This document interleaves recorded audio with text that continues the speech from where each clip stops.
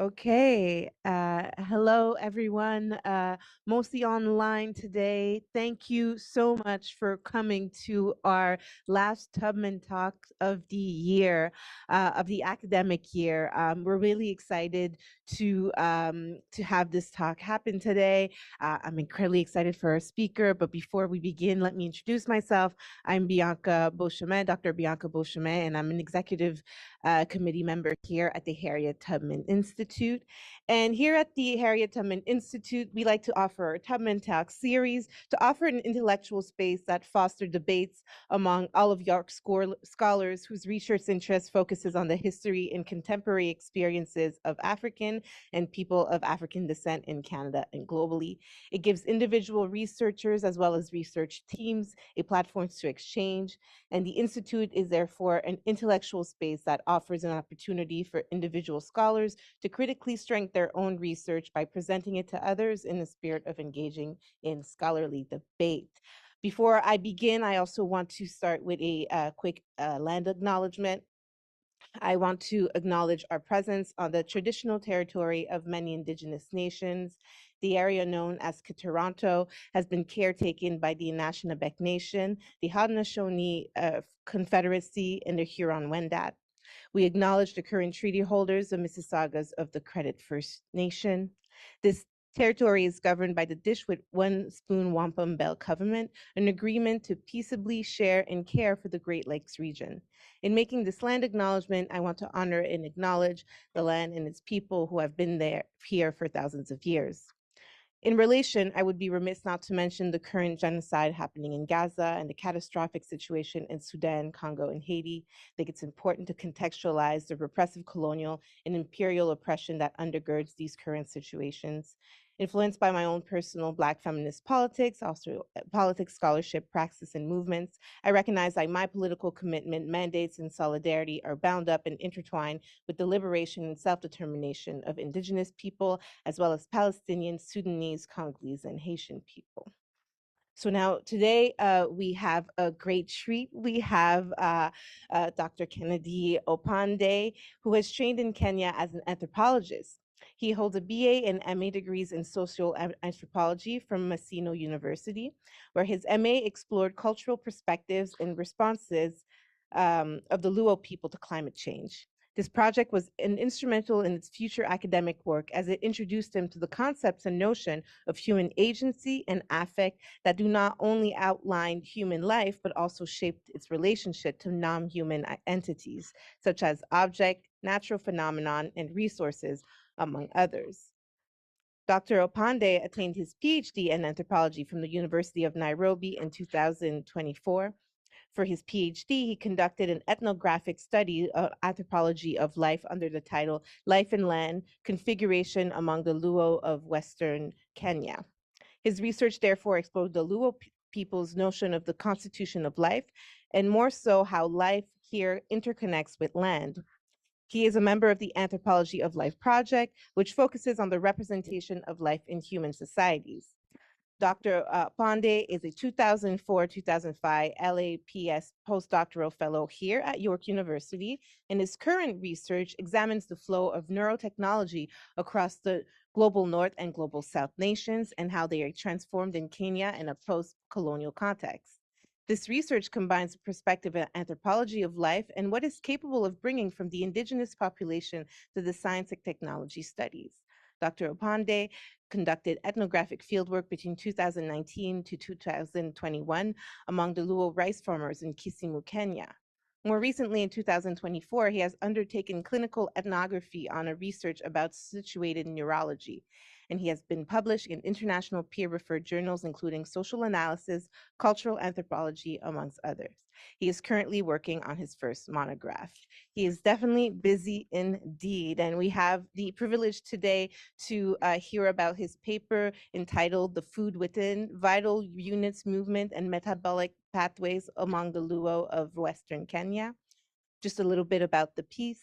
Food consumption among the Luo people of Kenya lies in the intersection of exchange of the food unit and agentive potencies, between human and non-human entities. That shareability is configured through a movement that typifies the flow of forces, both affective and agentive, within the ambit of co-formation, which is interconnected and constitutive of species and object intentionality. The food and potencies that are exchanged within this network are envisioned through a cosmo-juridical framework. This article explores the process of consumption as portrayed through the exchange of forces between human and non-human. That exchange signal a metabolic pathway that perceivably integrates the complex co-forming that follows from what is derived from the food that is consumed, as well as the forces exchanged between it, the people and the non-human entities.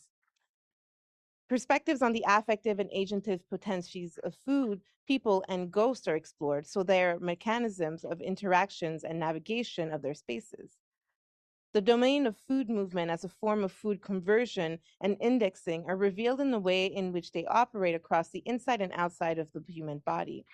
Cosmo-juridical frameworks unsettle cultural paradigms on foodways that lay emphasis on the material essence of food and eating on growth, their nutrition and physiological aspect, and not how perceivable exchange reveals its agency in life formation and security. I can't wait to hear more about this. So everybody online and in the room, welcome. Please help me welcome Dr. Kennedy Opande.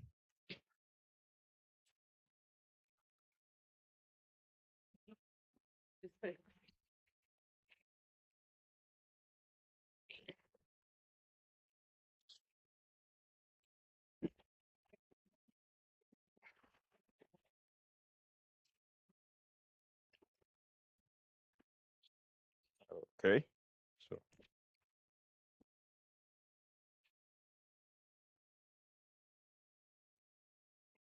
yep. I think I'm audible enough. So first and foremost,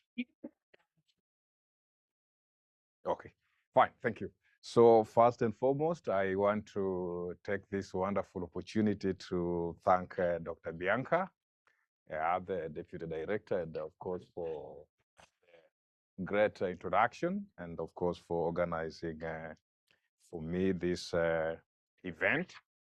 And of course, also thank Rebecca and the entire Tubman Institute for this opportunity to be able to present my work here. So I think for that glorious introduction, I'm really appreciative and grateful for that. So I have to clearly state that what I'm going to share with you here is a paper derived from part of my PhD work, which whose ethnography I conducted between the months of that was August 2019 to 2020, with a bit of follow-up field works in 2021. And so it's a paper that I've done for the American Anthropologist Journal. And for that case, therefore, I'll be more of reading the paper as opposed to, of course, also be guided by the slides, but more or less I'll be focusing more on the paper, which I think I'll work within the stipulated time so that I can also give the opportunity for feedback in terms of just understanding what I'm working on. So my, sorry, so it's a bit, sorry, okay. Okay, thank you. So I open my work with a statement, a quotation from one of my informants around the concept of eating. And what the 75-year-old male talks about is the aspect of eating, not just being eating, but it's being, or probably it is, also joining our hands together with our fellow human beings and ancestors. So yeah, the impetus of this statement drew me to try and understand what it really meant with, individuals joining hands with the non-human entities. And therefore, I indicate clearly that, therefore, this statement yeah, gives a sense of trying to depict an entangled coaction between humans and non-humans during food consumption. And say, therefore, this is a unique act of co-partaking, yeah, in food, which involves coming together of different entities, yeah, involving humans and non-humans.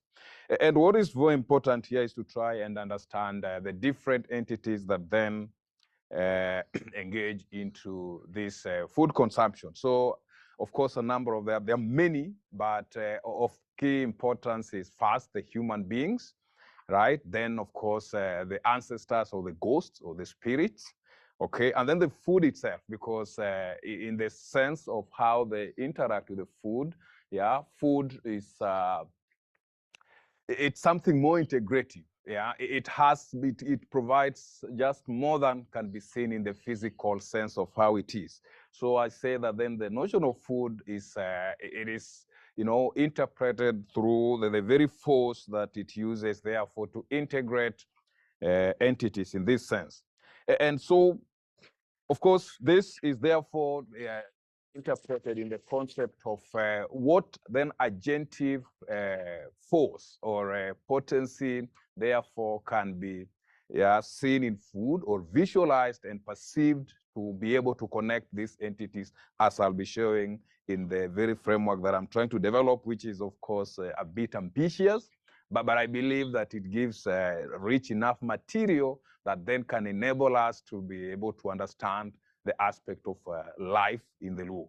So what what I was able to visualize, therefore, is how, you know, the physicality, okay, of food, yeah, shifts, yeah, its corporeal status through different human practices, right? Yeah, to sort of an affective central unit of shaping life. So what we see from food, yeah, what we eat, we could be engaging with a physical component, but in multiple different human practices which engage, you know, and bring together different players involving non-human entities. Therefore, we see that food, you know, sort of like donning on another kind of a shape, another kind of a shade, which, of course, will then be seen in terms of what I call the food force. And that food force is also what we call an agentive potency. So previous studies on food among the Luo have, of course, basically just tried to look at, you know, it contributes to the aspect of growth and development. So I'm trying, the essence of trying to shift the thinking around food is to try to remove it from its functional status, you know, and try to give it, you know, more, you know, newer aspects of how then food is being interacted with. So we are sort of like shifting from just looking at food from the functional state, where it was for growth and, you know, transformation of the health of organisms, to more, you know, sort of metaphysical reconfigurations of existence, you know, and whether, what I'm trying to say, that whether it is in the aspect of making life or life making, according to Perig Pitru, or trying to Pitru 2015, 2017, or drafting signs of life through signs and icons and indexes and metaphors that then give us a sense of how food is viewed, as according to Korn 2007, 2013, or just even how foods themselves then are able to transmit forces across different entities, which becomes the subject of my thinking. Therefore, that is according to Maya 2018, 2019. We are seeing a sense in how then where food, you know, begins to redraft certain different statements and principles, which then sort of like reshape and reorder aspects of commensality and connections. Therefore, from my participants' engagements and how then we are able to engage this, there was a lot of references to these non-human entities, including the ancestors, yeah. And of course, there is always a very clear demarcation between who a spirit is and who an ancestor is. And of course, I'll be borrowing a lot of terminologies from the people themselves. That is, we have Jogi, which are spiritual entities. Then we have ancestors, which are query. And this can always be distinguished in view of what they're able to do. So how then do I situate my work? My work is situated in, of course, I share, these are the spaces of food action, but I situate my work across what we call food potency or agency. And then, of course, within and trying to build it through what I call a cosmo-juridical framework of life. And of course, cosmo-juridical framework of life becomes very more interesting to me. And I'll try to really share how it sort of like differs from certain, attempts to try and understand food in the sense of how it builds from those classical thinkings around how food was engaged with in anthropology and other disciplines, and to how food actually is viewed today, to its metaphysical and newer cosmological engagements. So many thinkers around how food has been used. We know food has been very active in our ordinary food world. All the time we eat, we engage with food, and sometimes we don't give a lot of pay attention to what we are eating. But we are very careful, especially whether we are eating healthy food, okay, what does not mean what healthy means and what healthy does not mean. And it becomes a very common basic thing that I go to maybe to the grocery, and I I'm asking for organic stuff and all that kind of thing. But what does it mean to look for organic? So those are some of the questions that actually I sort of want to engage with. Then I look at the aspect of rituals and how rituals try to reenact to us and try to renew how then differently food becomes not just an act of alimentation, but also now something more broader to the thinkings of what we have. Then, of course, there are certain social functions where the aspect of food becomes the symbol of what representative of the action that has been taken. So things like in my community on where I did the research, aspects of land cutting, or when land is being divided amongst the sons and so on and so forth. That's sort of the way food is used, and how food therefore is able to redraft itself in the sense of how it is applied speaks to how it's therefore shaping different ways of how things. So a number of scholars have engaged with food, and of course, how they have dealt with food is trying just to be able to understand how food has moved from defining growth, development, health of an organism, to now representation in terms of relationships, how people classify those foods, what we are talking about, which is healthy food and which one is non-healthy. And we have scholars like Douglas, 1966, and Marcel Mauss, 1967, who have talked about, the classifications of these foods, right? But then we have also the more current thinkers like Gessler and Prince, who talk about the aspect of relationships around food and how all these are therefore, redrafted into our general lives. So why therefore cosmo-juridical framework of life, and why this is more determined in my thinking is around how current debates around representation of life in different communities, which is situated within the debate of anthropology of life by Perig Petru and scholars like Tim Ingold, Eduardo Kohn, and so on and so forth, how they have tried to currently deal with the aspect of how different communities are able to represent life.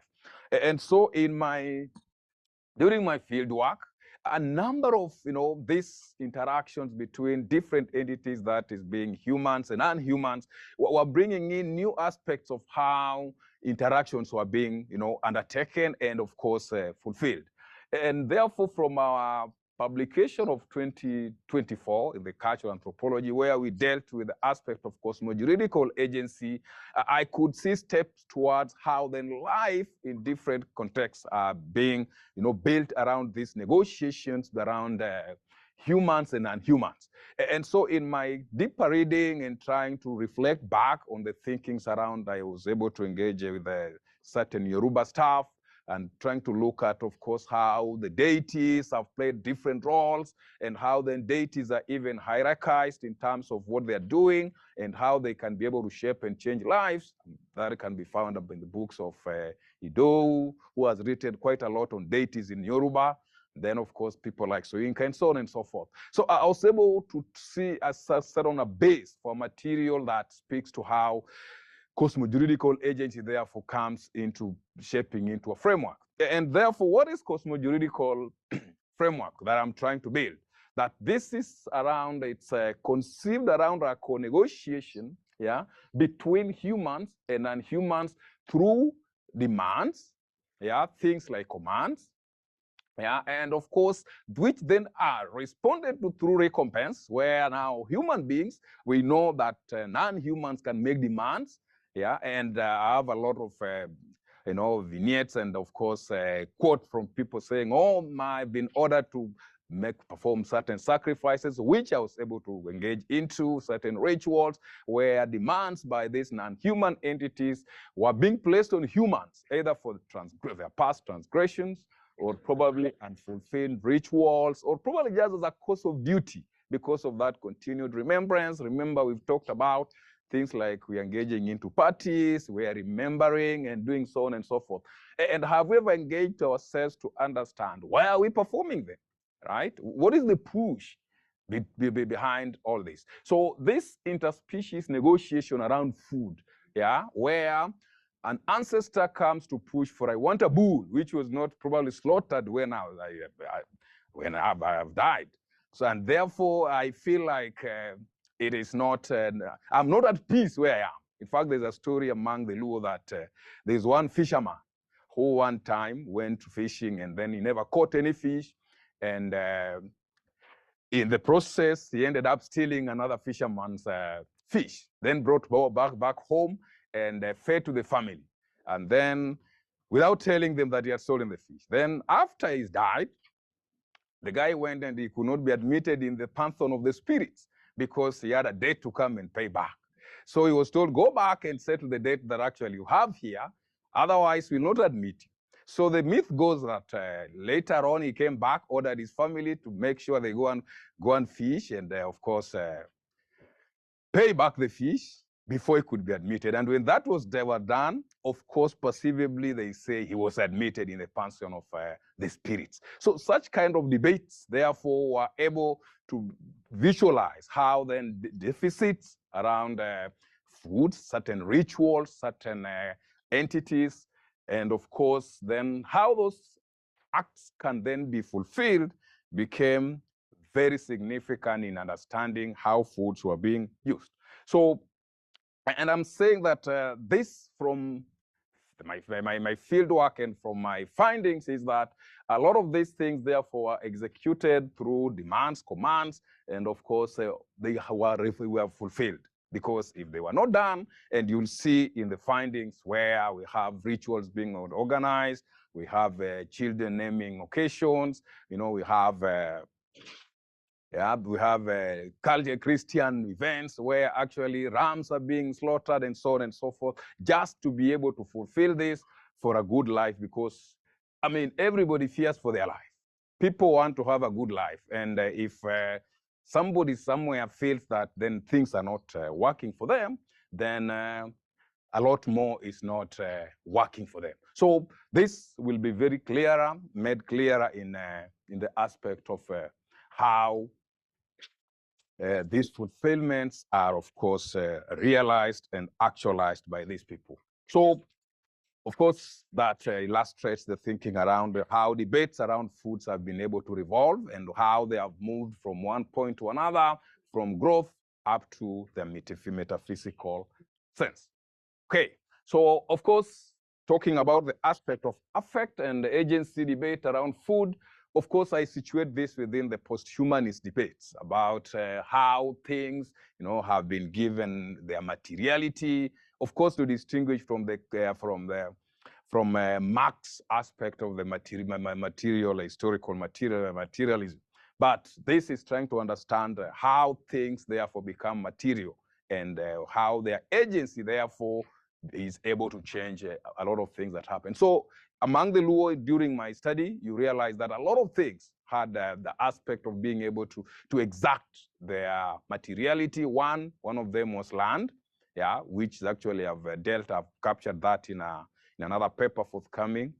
Then food became a very powerful form, a very powerful object in terms of then how it was able to exert its agency. And so, of course, a lot of debates around agency and affect, and how different scholars just want to collapse the distinctions between human and non-humans, culture, nature.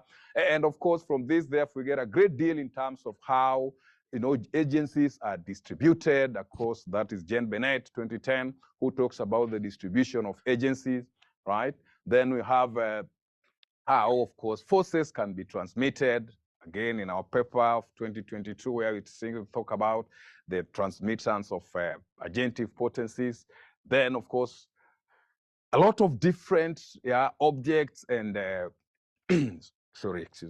different elements, and how, of course, they are able to play within this spectrum of how they are able to exert their agency. So food, therefore, I take food for very many reasons. And why do I take food for very many reasons? Because at times, for a long time, people have tended to take for granted the foods they eat. Yeah, and people have not tended to be very keen in terms of understanding probably even what are the connections around this food. What attachment do I have with particular foods? You'll hear people say, oh, this is my favorite food. But what attachments do we have for that? And then what are the forces behind that? Is it that just the nutritional value, which is at one level, which I look at it in terms of how it speaks to the aspects of growth and development. But then in my thinking and in the thinking of the Luo people is that other than the nutritional aspect, the alimentation aspect of it, there is also something beyond that, which is this connection, that, ancestral tie, okay?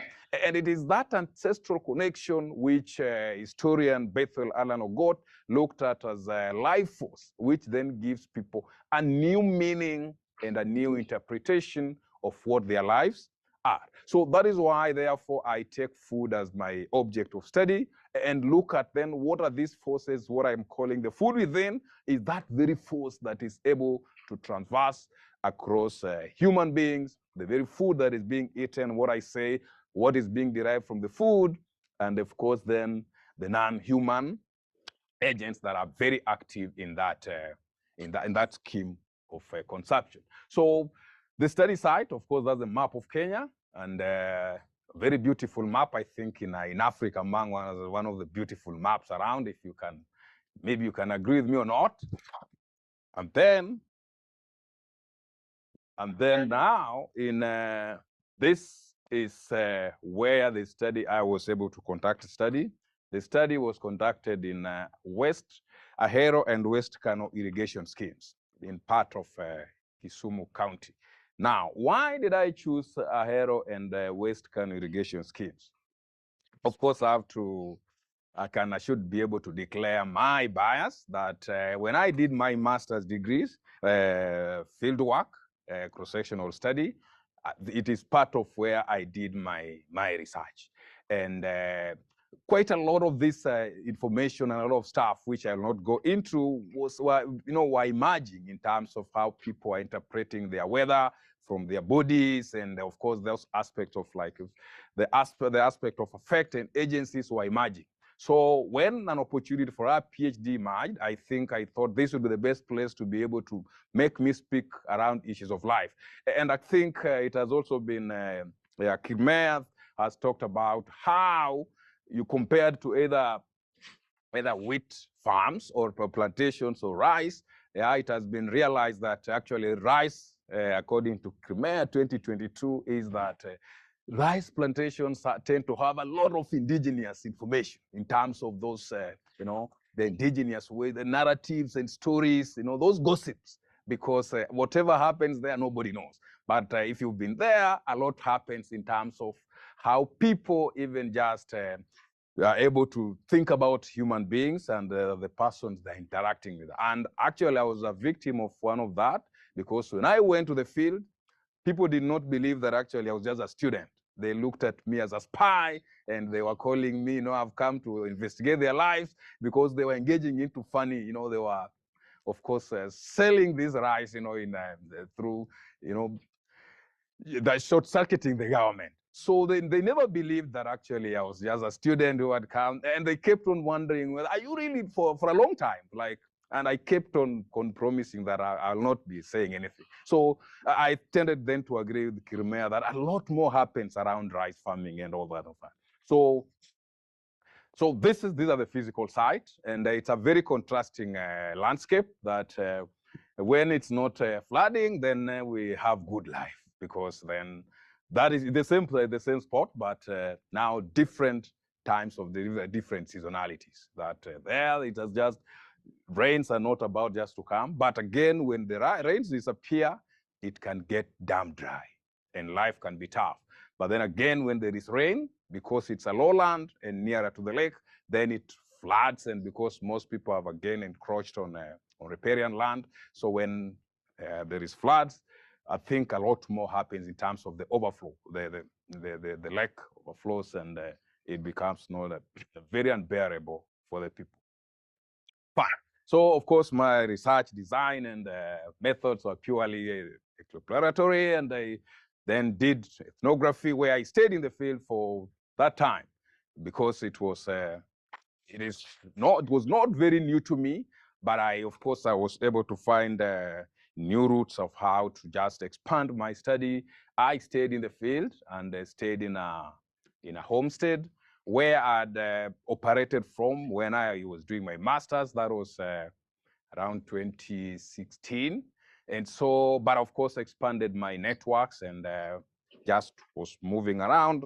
And then I operated with a bicycle, walking from one point to another, just to go, and if I was going for the interviews, or if I was attending funerals around, or maybe parties, and so on and so forth. And so I did a lot of participant observation, where I observed most of these activities. Then, of course, in-depth interviews, and a lot more of narrative conversations, where I did not have to wait until I had an opportune time, or at the best moment, for me to talk about these issues. Anytime there would be an opportunity for me to speak about them, then, of course, I would talk about all this. Now, to my findings, and I revisit where I began in terms of where spaces of actions around food actually emerge. And one of the spaces is around what I call the ordinary food consumptions in just homesteads, where I was just engaging with people. If I would just visit you, and then food would be provided. And please, I want you guys to forgive me for having eaten in many people's homes, just because I was doing my studies, and I never rejected a meal, even if I was full. Because again, of course, in the Luo, you don't reject food, because after one has probably took their time, even if in the simplest way that you think the meal has been prepared, you don't reject it. So I never rejected a meal. But therefore, a lot of things, therefore, are emerging. And I'll keep on revisiting the very first statement by Jacko, where he opens about how people come together with the foods and all that. So in the ritual activities, I was able to get into funerals. I attended funerals. Of course, one of two, there was an agricultural sacrifices where I've been conducted. But this is mostly about around the aspect of, digging hailstorm medicines in the rice farms, which is captured in our paper called In the Shade of Hailstorms 2024, and where we deal around with that issue of how, medicine is used, as traditional medicine is used to actually enact life and speak about life formation. Then, of course, child naming functions. Yeah, in Luo, we call them Nyingjuogi, getting Nyingjuogi, basically a child being given an ancestral name. And it is through that activity that the co-formation and co-negotiation around life is actually very, very, very prominent. So a lot more I was able to observe that. And then, of course, they had anniversaries around memorials, both traditional sense and, of course, in the Christian sense. And in all both these, both these functions, food was heavily referenced. Food became, the locus of how, initiating and reconfiguring life became very important and of more. So just to pick up few, in this discussion, I tap into vernacular statements such as, let's put our hands together to food, or let us join our hands for oneness, which is uttered before a meal at a child naming ritual, for instance.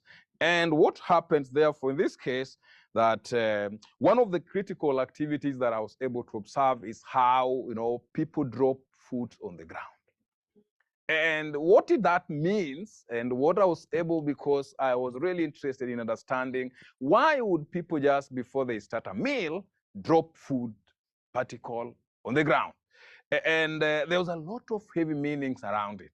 Whereas it looks very ordinary, but I think for us anthropologists, we have been trained that the most mundane things are always the most serious and very deeply symbolic acts of people's lives. So the very things that some of us can take for granted in terms of, even just somebody coming to borrow, to ask you for some food, and it looks so mundane because you're wondering why can they afford the food, or for example, such kind of thing. This food, people are dropping it. And what happened is that before, in a function where they were giving an ancestral name to a child, the guy with the food which had been placed on and if you allow me, I could redirect. At the household of one of my informants, one hot afternoon, while sharing a meal of kwon, which is a round-shaped lamb of cooked dal, duff and chicken with Odungo, the homestead head, a cheerful cultural man of 70 years. He snapped a small lump of food, put on the enamel plate, and then dropped it dutifully on the ground. Afterwards, he luxuriantly plucked a small piece of flesh from the chicken stick and did the same. Then he remarked with a stoking warmth streaming in voice, "Kwere emanyaka chie mokwongo," meaning the ancestors must always be the first to eat. Then he added with a deep crackle of ecstasy, the ancestors always join in our meals.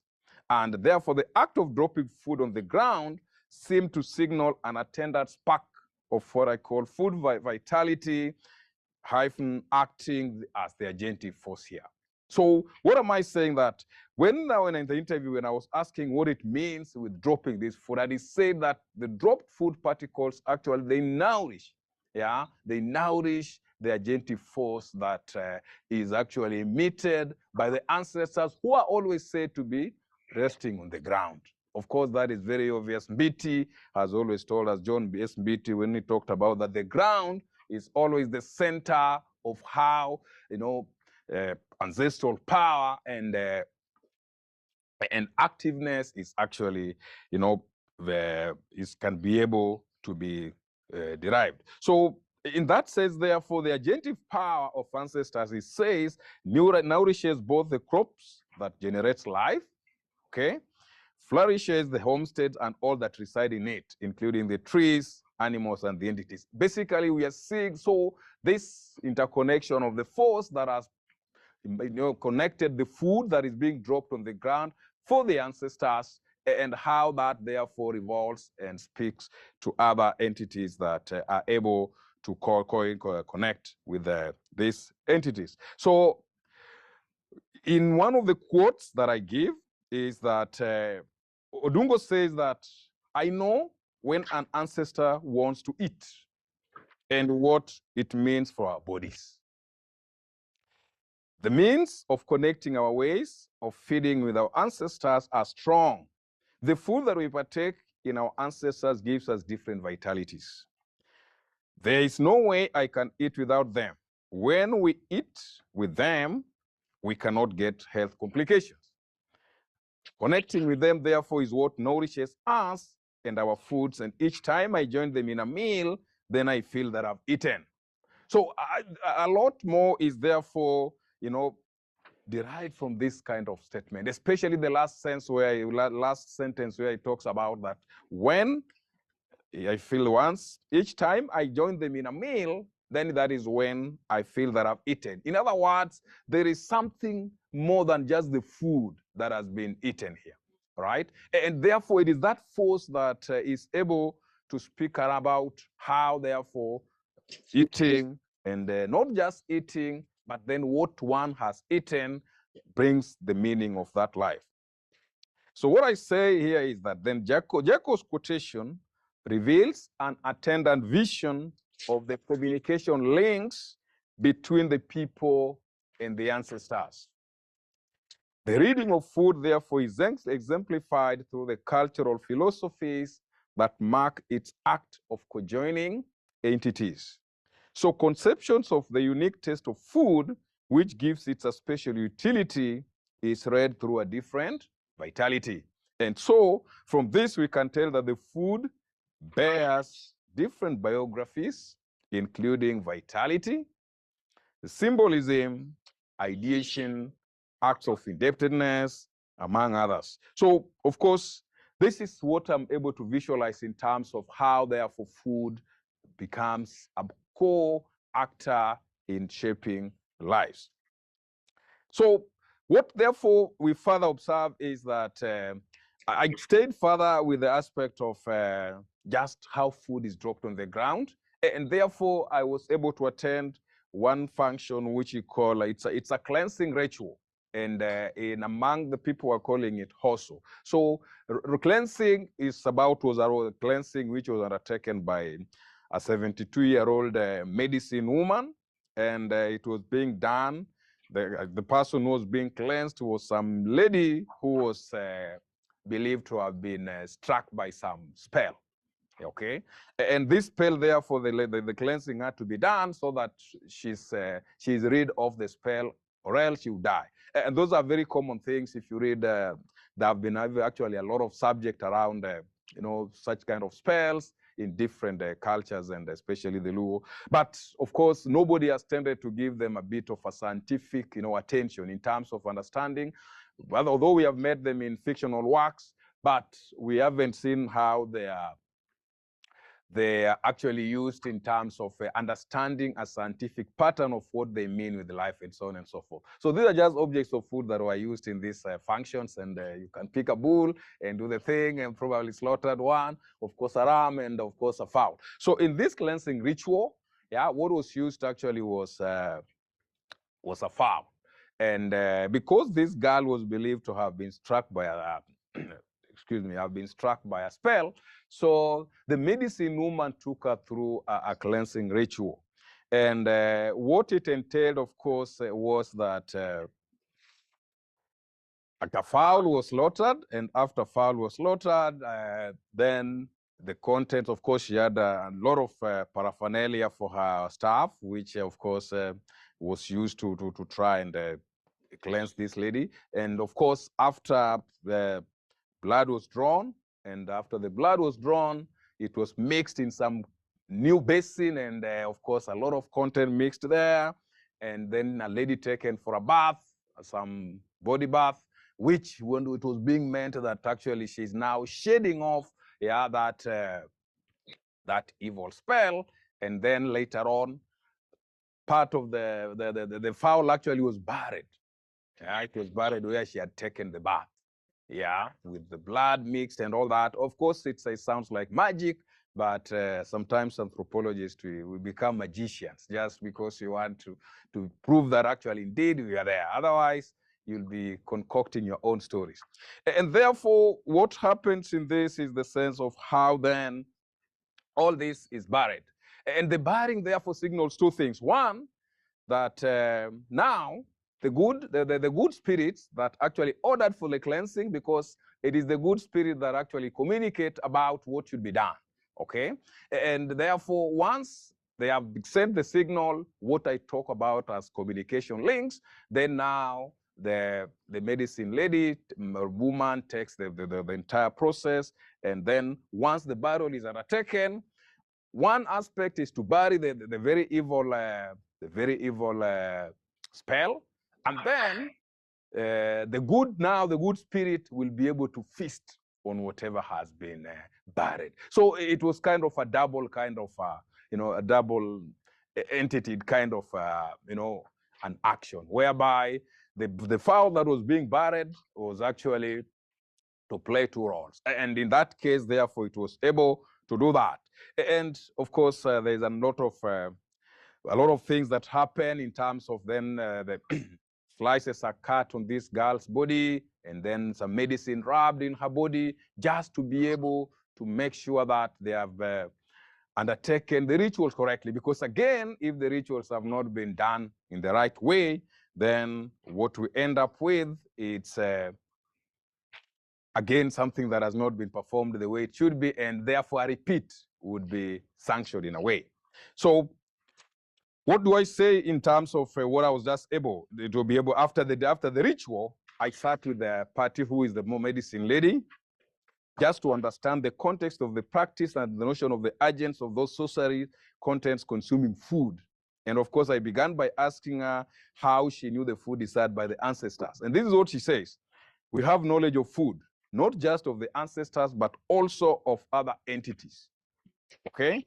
And this knowledge teaches us those entities' ways, and therefore we just give what is only asked by those ancestors. I cannot give what has not been asked for. The ancestors' food, therefore, is not for the people to eat.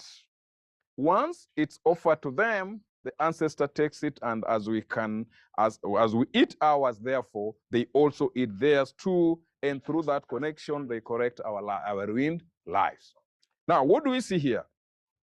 Of course, I argue that it's very surprising that here the ritual of fowl is buried rather than actually consumed directly. But as explained, that twin act of how the party explains that is the burial is necessary to signify the internment of both the evil spell that had got into the lady, okay, or rather the victim's body, and therefore to give that, just to have the shade go, but then the food is also finally consumed by the ancestor that called for it. Because remember, it is life that is being saved here. And we are talking about how do we represent life in this case? And so because, therefore, life has to be saved, and the ancestors have asked for this, and this is the right way it should be done, then we see an enaction of how all this is achieved. So, of course, then after this ritual, after the ritual of cleansing, I also happen to go into the ritual of another ceremony. And these two ceremonies, one, it is a ceremony among the traditional, what I call a traditional funeral. And then there is also what we call a traditional Christian ritual. And what I was able to observe or try my conclusion or my thinking around how then it speaks to the aspect of a Cosmo-juridical sense is how, first of all, in both of these rituals, there was a claim that the deceased were asking for some unfulfilled, kind of offerings and sacrifices which had to be provided. And in that way, therefore, the human beings had no any other option but to fulfill the duty, like you say, the course of duty, in terms of they have to appease the dead, so that the dead can also protect the living. And therefore, in the traditional funeral, okay, the script was more or less like the same in terms of foods were taken through the same system, whereby things foods would be, the ritual animal will actually be blessed by the shrine elder. But of course, since they are not shrine elders, they are sort of like clan elders, the senior most people who have power, and they can be able to interpret certain metaphysical explanations and metaphysical expressions. And therefore, they took through the animal through those kind of prayers, and of course prayers in their own sense, not in the normal Christian way.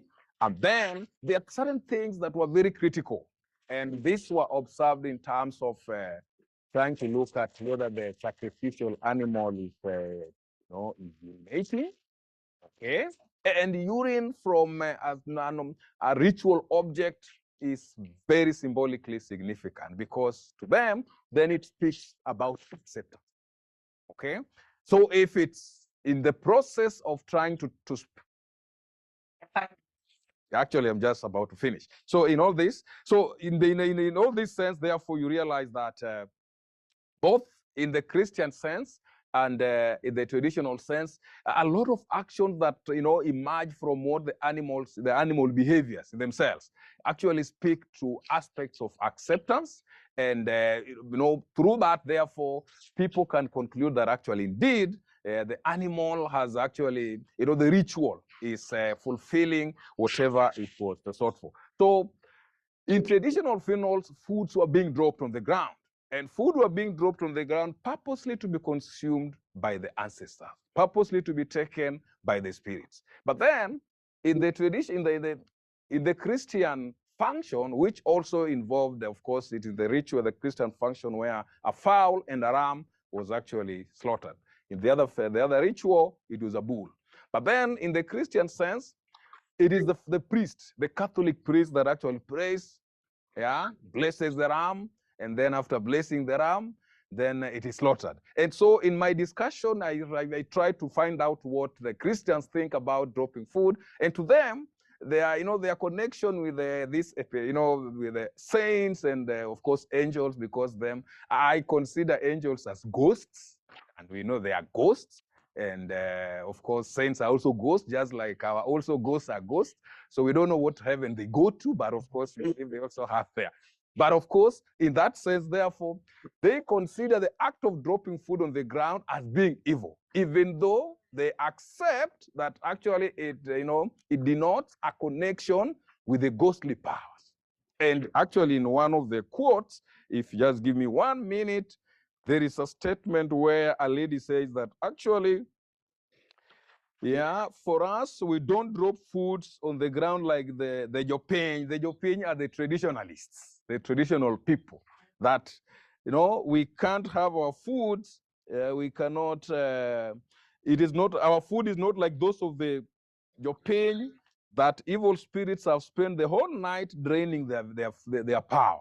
That is what they say. Ours, it is actually taken by the angels and the good spirits. So already we are seeing a clear connection in terms of then how these different entities are able to play and give us a sense of what it means for this element of connecting the living, or rather humans and non-humans. So therefore, in conclusion, what am I saying?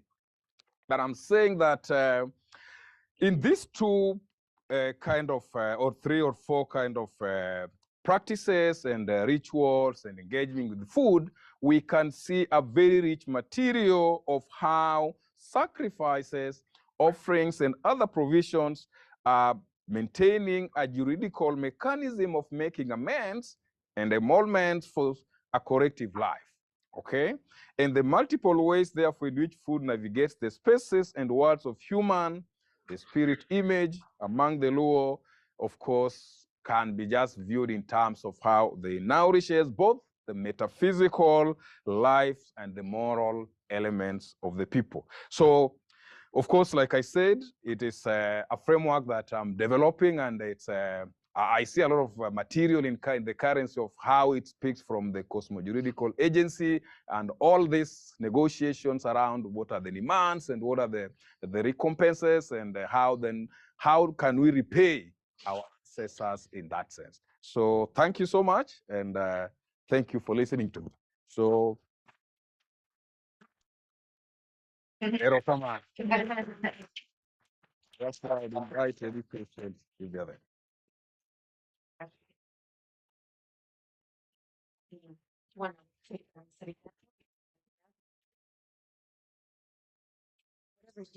Okay, so I'll ask the questions. I'll go around and I'll bring it up to you. So thank you so much, Dr. Opande. You really brought a lot of different things to the foreground that that are keeping my mind going, and there's so many different ways to think about these things. one just, let me fawn a little bit before I ask my question. Something that really stuck with me is that you said a statement that said food has different biographies. And for me, I think that that was incredibly resonance in terms of like the different ways in which you're thinking about food that are a little outside of like the very material, but the very sort of growth factor, the very sort of social sciencey way of thinking about food. One thing I was wondering about was you mention often that, especially when food are used for particular rituals or even during mundane times, that they have to be done the right way. The rituals have to be done the right way. And so it made me think a little bit more about like the idea of like food preparation, like how is the food actually made? And if you could speak a little to the ways in which like recipes or the ways in which the food is cooked or how it's cooked and those types of things, if that fits in within the framework of like ritual, or how exactly that fits in within this larger metaphysical understanding of food life, how you bring it forward. Yeah. Wow, thank you so much. I think that is great. And I really have to be very honest that that is something that emerged quite significantly, even though I've not talked about here, that trying to adhere to the right ways of how a ritual has been now fulfilled or probably responded to and fulfilled has to actually look at how, starting from even how the ritual object has been procured. Okay. And if you go through the paper, actually, it speaks about the terms of how should even the ritual object itself should look like, right? There's a whole conversation around what the ancestors want, for example, the ghosts. And this should be the color of, the bull, for example. It should be spotless, such kind of stuff. It shouldn't be like, maybe disabled, quote unquote. Yeah. Then, of course, after that, we get to the point of then now who is in charge of making sure that probably the right traditional chants have been made in terms of the blessings. Who was blessed like this animal? You remember, like in the Christian sense, where the priest leads the church priest for that case, therefore leads the blessings. But here, then, it is the traditional, the elders who are, of course, closer to the ancestors. They're closer to the spirits, and therefore they are the ones who should know how, all this blessing should be done. Then after that, and then there is a way that the slaughtering is done. You remember I spoke about certain markers, whether after the chant, probably the animal has urinated. For that case, that's signifying, acceptance and so on and so forth. Then after the slaughtering is done, there are again certain persons who are then, chosen to prepare that meal. Yeah, and it's very specific. You don't just pick, I don't get into that, but you don't just pick a young, beautiful lady who has come from the city to do the cooking, because then of course, this is not to try in a way to devalue their contribution, but of course, there are certain persons who of certain ages, yeah, and therefore, they again, where the utensils that are used for cooking, they're also very traditional in the sense that they are connected to the lives of the ancestors. And so the preparation itself, therefore, once the cooking is done, now you realize there are certain body or animal body parts for that ritual that are never touched by certain genders, for example. So ladies are in the article, things like and their kidneys are not supposed to be touched by ladies, for example, because they are reserved for the elders who are next to the ancestors. Because then, if you touch them, then they'll ruin your life. Okay, and so there are a lot more in terms of you don't eat that. That is things like the liver and those kind of things. They are not to be touched by women and all that, of course, and they respect it. So the preparation and the cooking itself, certain foods then will later on, before they are actually feasted upon, some could be taken to the gravesite just to leave them there. If then the ancestor could probably eat from there, or then as they take them there, some also drop down. So this could look like a bit, very banal if you think about it. but in terms of then how they connect people to their ancestor world, and therefore, much more what is important is how correctly are they speaking to what the ancestors expect. Because remember here that the intention is to balance the life here. The demands of the ancestors being trying to be fulfilled by the provisions by the human beings, but of course it's a twin way. We provide, get protection, we receive to actually be appeased. So preparation is very, very, all that until into how it's cooked and who eats what and how and at what point, it's very significant. Thank you for going in depth with that. And yeah, I really appreciate that. Do we have any questions around the room? And maybe we have some on Zoom as well. Yes.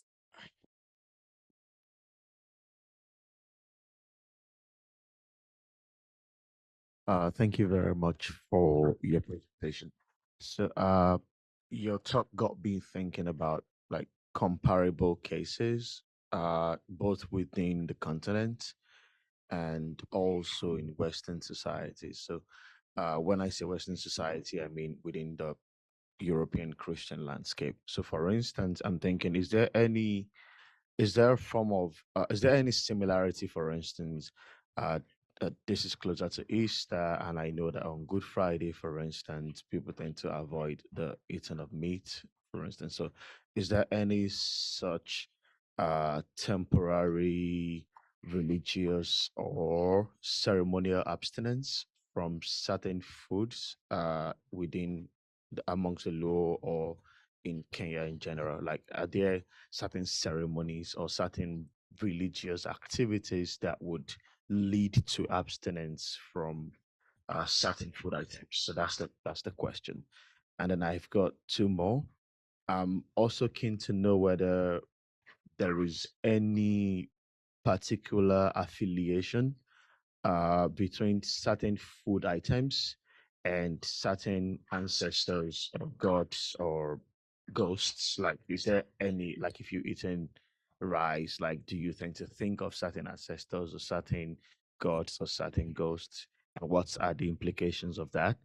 Then the last question would be, so beyond cleansing, I'm looking at like animal sacrifices beyond cleansing, thinking, are there instances in which sacrifices are made as a form of feeding the gods or as a form of appeasing the gods or the ancestors or the ghosts? So, three questions. Thank you very much.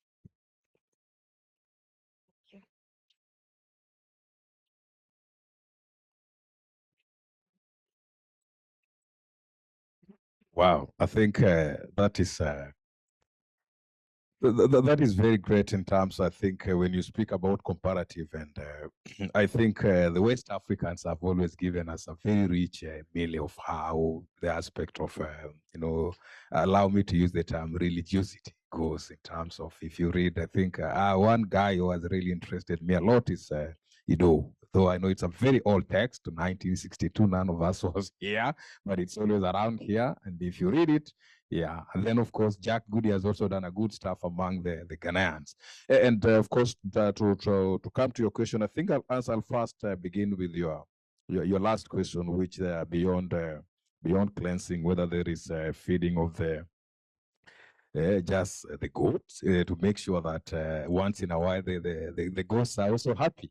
Yeah, and there are always these occasional functions where people just gather, but of course they are not very frequent. And the Luo, I would have to be very honest, it's not as frequent as it is probably in the West Africa, in which I know people just have festivals, such kind of things, and but once in a while, the elders could gather just in trying to remember one of their own. It might not be tied to any ritual, probably, but just gathering in remembrance of whether they were good members of this group, probably, and have a few small libation being organized around that, and just to fulfill their commune around that. But it's not very elaborate. I have to be very honest.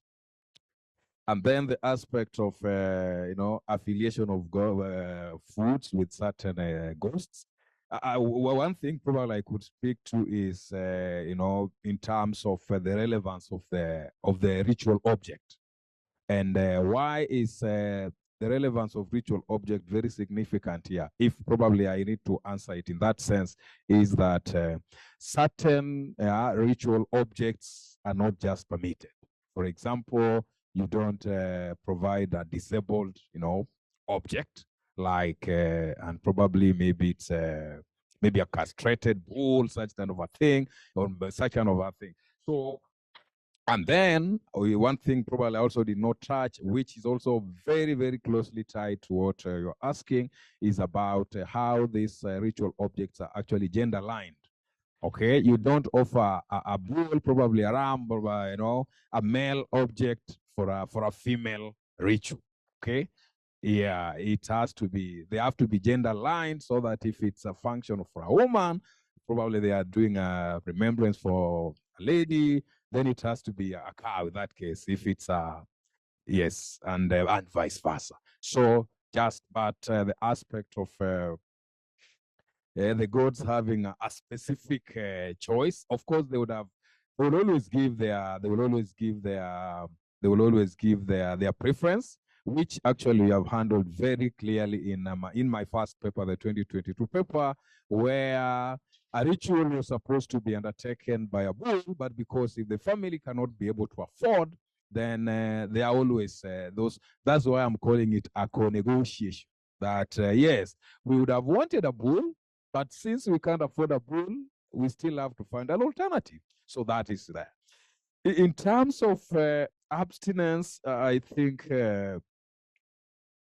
rituals have certain, probably, I wouldn't call timelines per se, but I'll probably say that they are undertaken when actually they have probably been commanded. I would say so. That if a signal has been sent, because what the Luo think about mostly is about how this is signaled in their communication channels and links. And so when it's done, then they receive the signal, then they're able to respond. So in terms of whether they will abscond or probably say that fine, being we are almost getting beyond land, or we're maybe just completing land, so we can't commit this, we can't do it, not really. Of course, there are a lot of the discussions around who can participate at the ritual and at what time. Yeah, but to the extent about the abstinence, I think they are commanded, and when they are commanded, then they are undertaken. I hope I'm able to.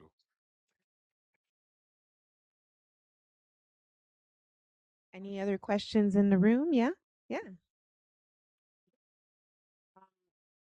Thanks so much for your presentation. Sorry that I missed the beginning of it.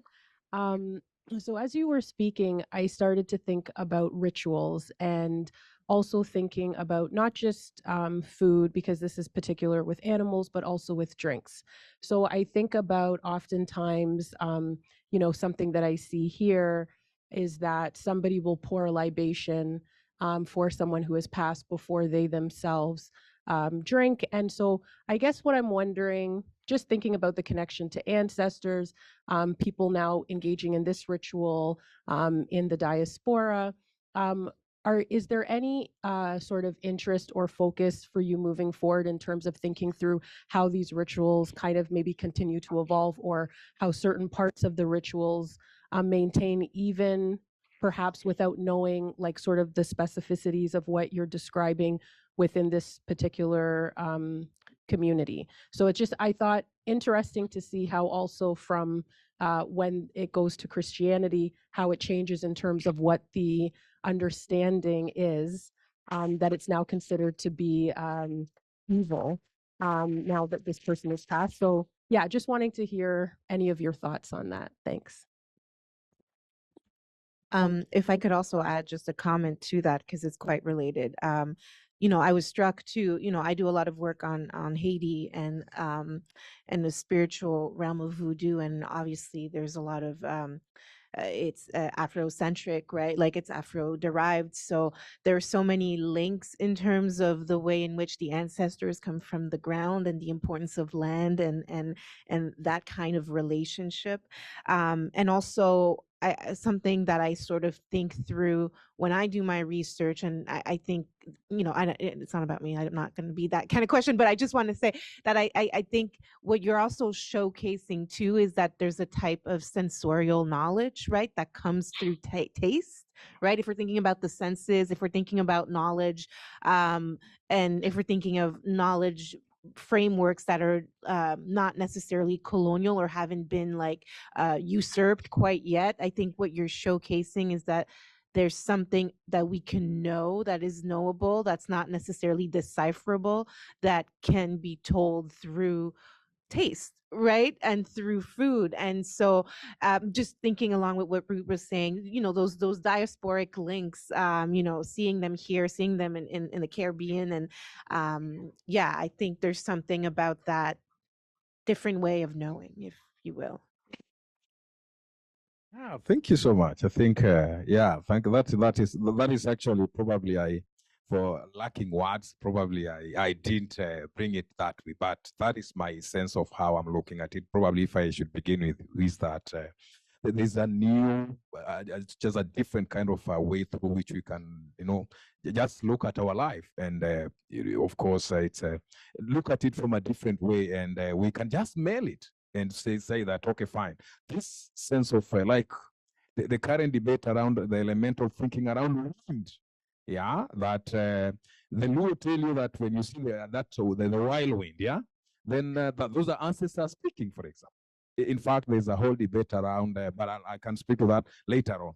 So just we can smell them, and we can not just smell them, but they're speaking to us in a different way that probably we are the only ones who understand it, maybe. And so it behoves us, therefore, to articulate what we are learning as well. But then to come to Dr. Rodney's question, I think it's very clear in terms of polling relations, even in Africa, even in Kenya. In fact, this is a long-held tradition that sometimes, even when now it's happening today, and we are wondering whether what is new in it anyhow. But the very good projection that you're able to bring out is the aspect of this evolution of this, you know, this ritual stuff. Okay, what are the new forms that we are seeing in that? And probably, if you allow me to just to digress a little bit, if we try to understand the connection between the living and the day-to-day, okay, for a very long time, probably, and in how when I was growing young, and of course listening to my parents speak about how they could communicate to the dead was basically through dreams. Okay, how they could memorize and you know, remember about their deceased, or through their dreams and so on. But and of course use that to memorize about them. But look at how we are memorizing about the day-to-day. Yeah, anyone opening up their Facebook page today, you see a whole lot photos of long dead people, and we remember all the eulogies that we read about them. Think about even our, you know, other social media posts, how we even fundraise about the dead. Okay, when I just landed here, then 2 days later or 3 days, I lost a very close friend back home. Okay, and because I could not again take a flight back home to go and bury them, what did I do? I was just able to request for a link, a YouTube link, and I was able to attend their burial. You see that? And I was able to follow everything, and of course attend and feel like I'm part and parcel of that. That is a new form of how we are connecting with the dead. And many years, I think, after, if YouTube will still be active, right? I think I'll go back and still say that, okay, fine. In January, I was able to attend the funeral of Helen, God rest her soul. Okay? And so what you are saying is actually in terms of then what are the new forms, evolutions that we can see as to regarding, not just regarding the food, but how then food is communicating to us and enable us to connect with everything about our life, our existence, our being, and of course, how it gives us to see life, to look at life. So I really take a lot from what you are explaining, and probably just to understand and probably to tie to what Mele talked about, this comparative aspects of then what can we be able to see in our contexts, right, that are also probably being manifested in these kinds of contexts, and then try to theorize around them, because our intention is to try and give a new voice with regard to then how sort of how can we theorize from outside of this, this banal and this kind of the kind of normal and ordinary stuff that probably we are used to.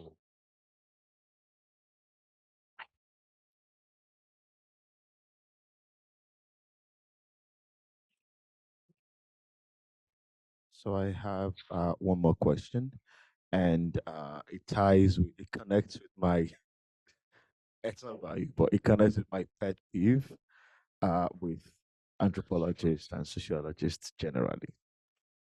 And so I'm curious, I'd ask the question and then I would explain the background. So I'm curious to know when certain food practices, some of which you've described in your paper, when did they start? And it's connected to my pet peeve because I see problems of continuity and change every day as a historian, knowing that certain area, as people on the streets would assume, that certain practices actually have more recent origins than we'd like to acknowledge. And in anthropological works, I tend to read that sense of timelessness as if things have been and have remained unchanged. So I'm curious again the question to know when some of the food practices you described in your work began. And without taking too much of the time, because I noticed that people, I mean, again, without sounding like some old professors that I used to the text, but I'll cite an example. So my example is simple. So I note, for instance, where I come from in Nigeria generally, not just amongst my own ethnic group, even outside of my own ethnic group, you realize that in the past, certain ceremonies, certain practices often involved human sacrifices. And then today, humans, the sacrifice of the killing of humans have been substituted, have been replaced with the killing of animals. And the same ceremonies continue to exist. So do you have any such scenario in amongst the law that you study? And also the first question remains, when did some of those food practices begin?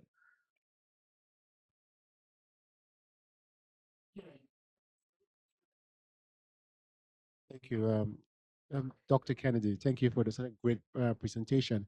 We do have a question with regards to the foods and their gender-specific purposes. Yeah, I wonder what purpose. Well, I'm assuming what purpose does it serve the wider community that gender is evoked at required times to serve a particular ritualistic interest, and in evoking this type of gender specific praxis, does it create, what does it create in the community? I'm tempted now. I need to go and find money and maybe do some GoFundMe to get to Kenya, because I wonder what does it create for the general community. Does it elevate women? Does it elevate men? Does it bring both all the genders together? Yeah. Thank you.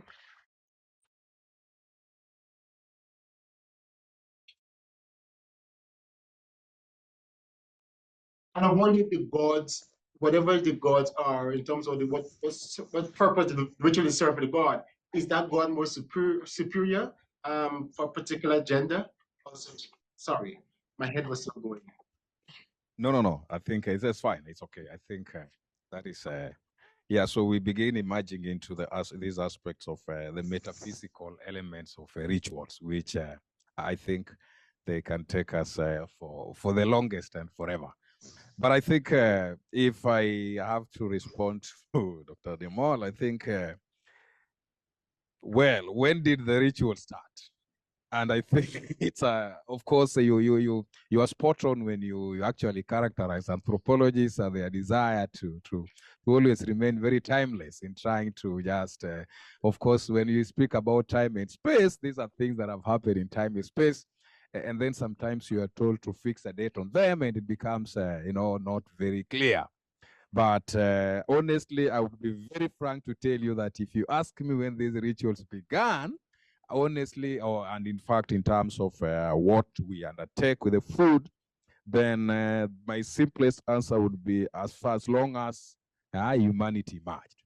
Okay, that we have always seen a lot of in terms of trying to just understand the aspect of when we speak about anthropology of the living and the dead, then we see that a lot of this, most of these rituals were just emerged as a result of trying to connect a balance between the living and the dead. And of course, as losses also began to emerge, then of course, like you say, a lot more started also to change. So my simplest answer, but of course is not the correct answer, if that is probably how I should frame it, is that the rituals emerged as long as the humanity emerged. And this was in terms of trying to just, of course, we have gone through all those many movements, shifted purposes that they serve, and then of course gone to those symbols and those kind of practices. Then they speak to us. And so, and I really appreciate your aspect of continuity and change, especially how all these evolutions have taken place. And we agree that, there are times in this part of the world that, or in different parts of the world, where even people would go on what they call head hunting. You remember when the Ingolot were trying how to confirm that actually as a rite of passage, right? Then a gentleman would go looking to chop off another man's head so that once they have chopped off their head and come back with it, then they can be, transferred to the next, sort of like, they have graduated from now childhood to now an adult for that case. But of course, a lot of aspects of human rights and those kind of things change, and as times change, therefore, like you say, in other communities in your area, where all those kinds of used to happen. You have always talked about in Brazil about, you remember, the exo and endocannibalism, where, people used to eat the dead as a form of, as a mortuary custom. While for us would be thinking about burial for those who do the burial or those who cremate, but these people would actually go ahead to do what? To actually eat, literally have a feast. And we have photos that there would be a cannibal, a feast of cannibalism taking place. And it was mostly endo. So just to answer you is that all these things have changed. And of course, we cannot deny the fact about Christianity, which actually has colonialism, and those aspects of Christianity which have tended to sort of like rationalize, beside rationalizing and of course also valorizing what is actually right and what is wrong. Then of course we have also tended to see those kind of changes. But we agree that one thing as anthropologists is that we also agree that, of course, the topmost aspect of culture can change, but the deep core will never, in terms of, yes, what objects are used in the ritual can change, but the fundamental, symbolic sense of that ritual will never change. People will still tell you this, listen, we still have we have a duty to our deceased, for example. We still have to pay homage to our grave, to the graves of our dead. I'm very sure if I dropped now down dead, right? Actually, it will not matter to my people back home, but they never fundraise for me to come here, but they will fundraise to make sure that I've been taken back home to be buried. You can imagine how that can be. That the dead body becomes more important sometimes than the living. And it's for the fear of the what? Of the spirits of the dead. To answer your question, actually, it's purely, I would call it for uniformity. Okay.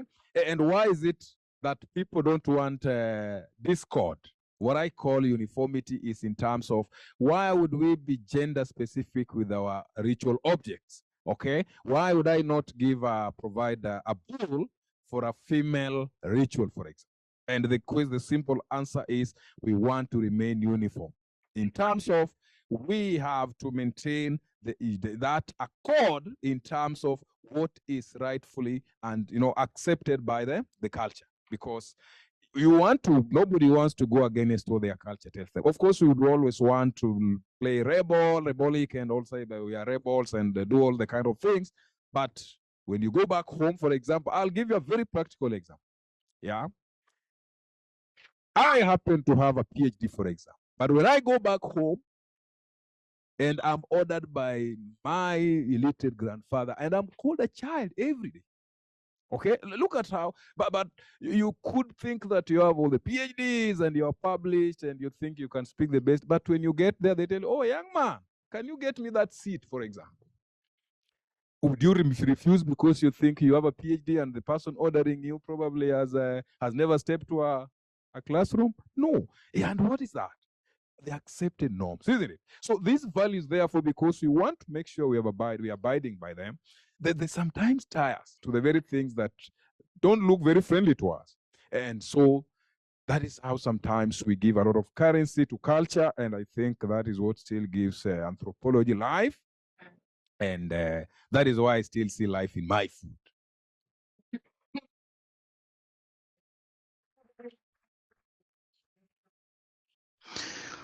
Thank you.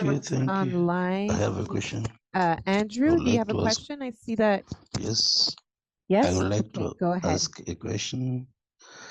Thank you. Thank you very much, Dr. Opande, for that wonderful discussion. It is quite insightful. Now, my question is, do you think that in you researching about the food, so that it is coming out very clearly that it has some effect on maybe the life of people who are using it, did you think of looking at how this food is prepared, by what kind of people are supposed to prepare this kind of food? Or is there any specificity in food preparation, food serving, so that the can now come out very clearly? Maybe if you can explain that, that will be fine. Thank you. Yeah, thank you very much, Andrew. I think I also have to declare that that's a representative from Kenya, So he's joining from all the way from Kenya. So I want to first and foremost thank you so much for representing our home country. So yeah, you are I think that had already been asked a little, I think, earlier in terms of preparation by Dr. Bianca, and of course, who are the servers. And it's very clear that ritual foods, especially in well-specified ritual activities, they are served, but they're actually prepared in a ritual way, which is a special ritual way. They are not just ordinary foods. They are very rich. They are rich. They are special because they have been called for and caused by a particular ritual demand. And so those who prepare it have said that they have to be people of certain ages, very respected, not just young ladies, not really, sometimes even could be some men preparing those kinds of foods. So yeah, that specificity in terms of who are the persons who will be charged by preparing, and then how they'll also be able to serve it, because certain food parts, like I've said, they're not supposed to be touched by certain personalities because of just how closer they are to the ancestors, what kind of specific agencies they carry, right? And so in that sense, therefore, they also call for a very special way of their preparations. And so whether there could be elderly ladies, women who are beyond childbearing age, yeah, some who has, they have gone beyond that, those other biological, biological They are biological processes of life as we know them. So that, therefore, again, is to guard against impurities, because we don't want a ritual that is impure, again, to the following day cause us and call us to another ritual. I hope I've answered that.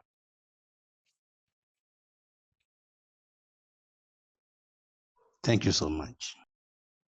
Thank you for your questions. So do we have any more questions inside or outside the chat? I just want to make sure, Doctor, that you see some of these nice comments that are here. Do you want to bring it? Yeah, perfect.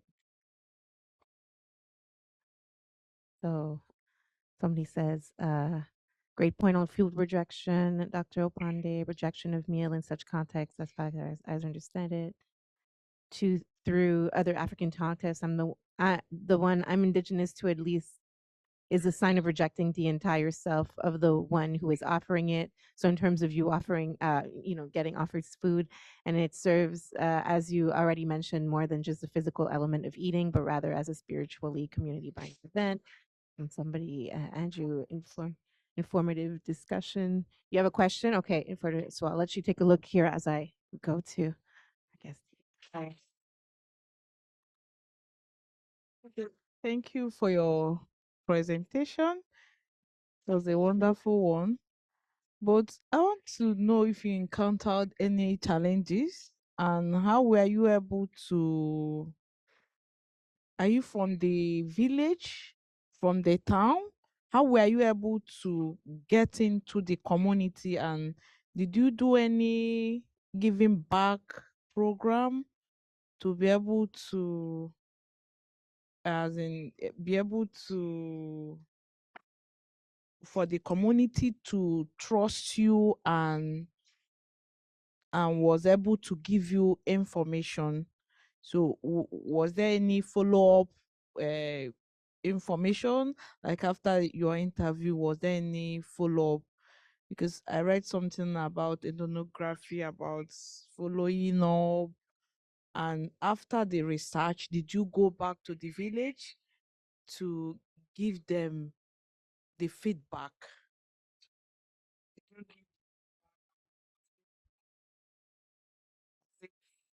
Did you impart any positive or negative uh, stuff after your program?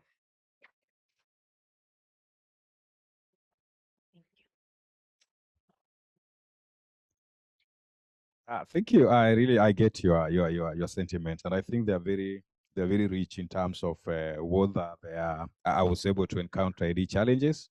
Yeah, I think just the only challenge I would say I encountered was the aspect of the initial distrust. Yeah, the mistrust that emerged from the persons, because you remember you kept on spending a lot of time. You realize in the paper I just didn't read everything, but I was engaging into these activities. You know, ethnography requires being part of the whole, that sort of a sense, whereby I was going to the farm, cultivating actually sort of like, digging in the rice fields, going for trying to, when after the rice as sort of almost beginning fruition, I could now assist the owners to protect the rice from the bad pests, because you know when they come to destroy everything. So we literally do it by just walking around and throwing stones just to make sure that the birds are not there. And then during harvesting, that was now where a lot of distrust came about, because I would be asking a lot of stuff in terms about, okay, where do you take this rice? What amount of rice do you get from your parcel of land? And such kind of questions therefore are beginning to, like, why are you so much interested in, what are we doing with our rice? Where are we selling it? Those kind of things. Because are you a spy? And for nearly a year, I can assure you, because it is a vast kind of site. It straddles like two sub-counties, but of course they are just separated by a road, yeah, the road from Kisumu to Nairobi, which is our capital city. So I would keep on shuffling and shuttling in between across these two sites, Ahero and the West Kano, with, of course, sometimes just walking around, or sometimes on a bicycle or a motorbike for that case. And the greatest fight I had to deal with was actually the mistrust, especially around issues to do with the rice. People did not want me to actually know exactly what happens with the rice. And I came to understand, because within after a very short time, that because they were doing their own underhand stuff, so I didn't want to get into that. Of course, it's a part of a chapter in my thesis. But I've tended not to give it a lot of prominence, because then again, it's not what I sort of wanted. But of course, we're now looking at deeper aspects of life and how that speaks to, just how issues around our life revolve around our everyday mundane activities, and those kind of how we gel with different people. Then that is very serious and very critical. To the extent that whether I have, so that is what my major I was able to deal with. But to the extent of just giving me information, a good number of them were receptive to me. The only problem also that I encountered was the aspect of I'm assuming that actually of what we call positionality in anthropology, or reflexivity, whereby you live thinking that I'm a Luo, I'm going to do research among the Luo, and therefore I know everything. And for up to the 1 year plus that I did my research, everybody was wondering whether I'm a Luo. They kept on asking, are you sure you are a Luo? Because you can't be asking us the most basic things. You see that? But the truth of the matter is, these people are talking about things you don't understand. Personally, I come from a different ecology at all, where rice is never planted. There is no lake where I come from. Yeah. So we have no connection with the lake. But where I was conducting this research, it's a rice plantation, there's a lake. So basically, of course, though we speak the same language, but I was completely into a new area. And so there was this, are you really a Luo? And I kept on struggling, but of course shrugging it off and say, okay, fine, I'm just a young man who probably am not so cultural and not deeply. Then why are you studying cultural things? Go and become a town guy. You see, that kind of thing. But of course, that I said, that is why I want to understand the Luo, so that I'm not, sort of like excluded from my community. So I think that is one of the challenge, but later on I was accepted.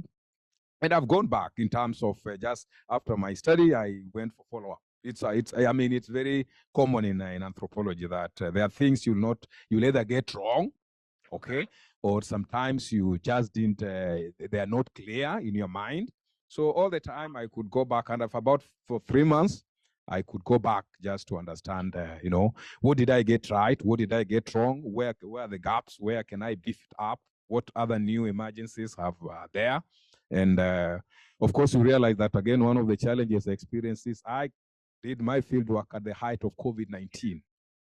So, and that was one of the challenges, because there are a lot of interesting things in my PhD thesis, which I've talked about, how people just negotiated around how to handle COVID-19, especially the government mandates of burial less than 24 hours. And even the very person who invited me to their compound is very sad. Actually, he died of course, he didn't die of COVID, but he died in July at the very height of COVID.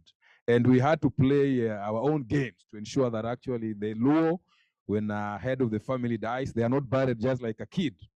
You have to make sure they have spent at least in the night vigil in their home. So we did, this guy, when he died, was taken to the morgue. Then at the time of bringing him back home, we brought him later in the night, around 8 p.m., so that at least, the government cannot force you to bury them at night. So we were allowed to have him, but make sure that we have buried him by 9 the following morning. But since he was a village elder, so we found again another way of trying to make sure we have not buried him by 9. So we delayed the grave digging. In Luo, a grave is dug overnight.